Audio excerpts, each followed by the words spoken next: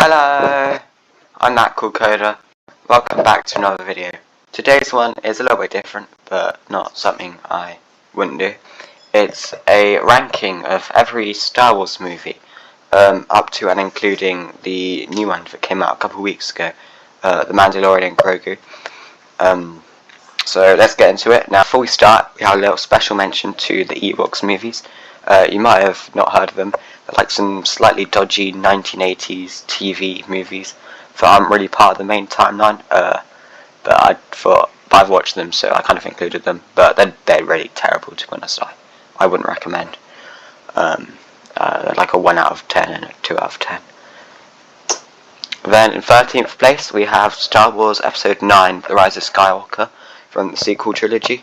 This was a bit of an underwhelming ending. I wouldn't go in depth to every movie, but they kind of brought Palpatine back from the dead for no reason. It kind of feels like, you know, in movies in that kind of end of the franchise, they've run out of ideas and they try to make this big finale and it doesn't always work. It was just a bit boring and had some weird dialogue.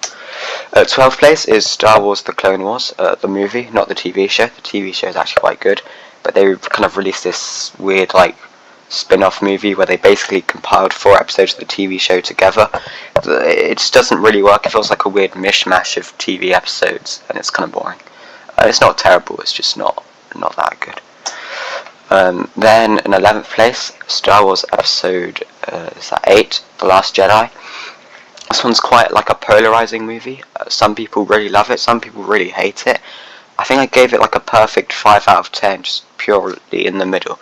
And it's in no way brilliant, but it only has some good bits going for it. There's some good parts of it, there's some terrible parts of it. The movie's quite interesting, but it's a bit kind of weird and kind of subverts expectations. It's quite experimental, which I don't think is great for a Star Wars movie, but by itself it's not too bad. And then in 10th place we have Star Wars Episode 7, The Force Awakens. Now by itself it's just Episode 7 is like a legacy sequel. It's quite good. By itself, that's kind of why I ranked it highly, but it just doesn't really set up the next 2 movies quite well. It's kind of a bit of a copy of A New Hope. They brought back old actors like Harrison Ford, who didn't really want to be there. Carrie Fisher as Princess Leia. Oh, I don't think she's princess anymore, but she's quite good. But Mark Hamill shows up for 2 seconds. I mean, it's not terrible, but not great. Then in 9th place we have the new one, The Mandalorian and Geogu. Now this one, it was quite fun.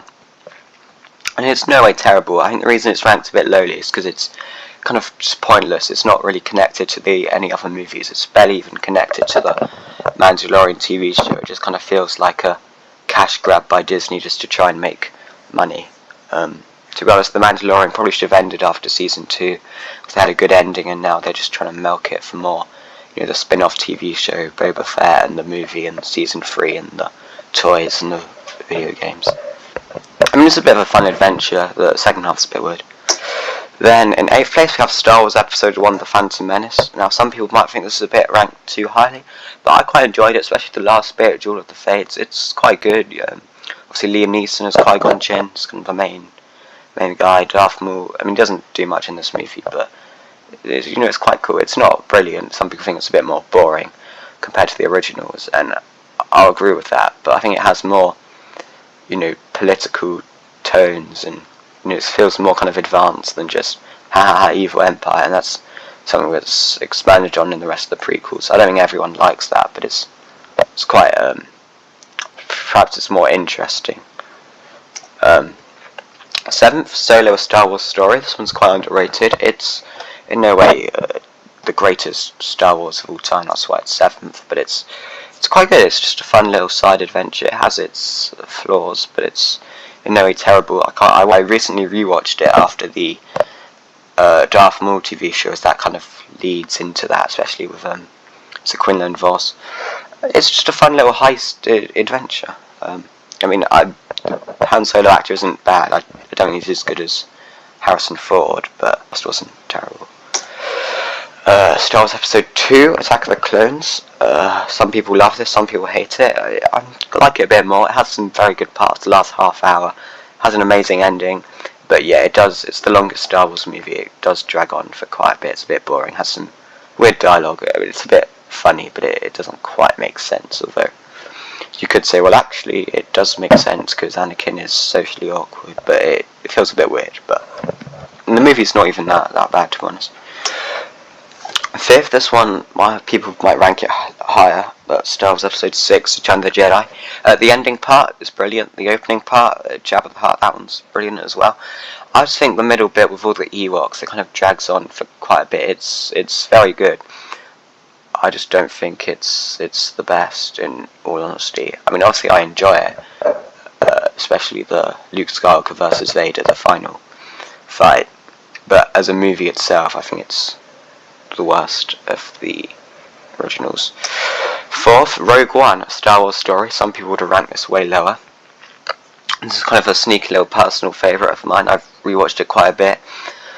I just think it's really good, especially the ending with Darth Vader and the Death Star planet. It's kind of a more kind of dark and gritty, realistic one. If you've watched the TV show Andor, which is based off this, then you'll know what I'm talking about. It just feels kind of the spy heist, steal the Death Star plans. It all fits together quite nicely. You know, a perfect standalone story if it isn't reliant on Luke Skywalker showing up. Although, I guess Darth Vader shows up, but you know.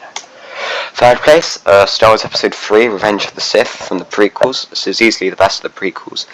I mean, this is a personal favourite of mine and some others. It's very good. It does have some of the flaws with the prequels, like weird dialogue, and you know, maybe the only reason he turned evil is because of his wife. But the movie is quite good, especially Order 66 and the duel on Mustafar and Yoda and Palpatine, their thing. Some people would rank this higher, probably even number 1. For now, though, I think I'll put it as number 3, but that doesn't mean it's bad in any way. Number 2, Star Wars Episode 5, The Empire Strikes Back, so it kind of spoils what's in number 1. But this movie is amazing, it looks brilliant, it kind of takes the first movie and it's more kind of sad, somber, kind of darker, tragic tone, especially the ending. But, you know, obviously the big Darth Vader reveal, I won't spoil it, but you probably already know it. Number 1 place is Star Wars A New Hope. Now, maybe this isn't objectively the best, but to be honest, it probably is. I think the best Star Wars movie, 1977, I know some people might say that Empire or Revenge of the Sith is better, but this, you know, it just feels like a fun, classic adventure movie. You know, all the rest of them wouldn't exist without this. You know, it's the only one you can kind of watch by itself. You don't need any other context. It's, you know, especially, obviously I wasn't alive in the 1970s, but apparently it was, you know, revolutionary for its time. I know some weird stuff like Luke kissing his sister, but obviously they didn't know about that at the time. It's just a perfect, you know, hero's journey.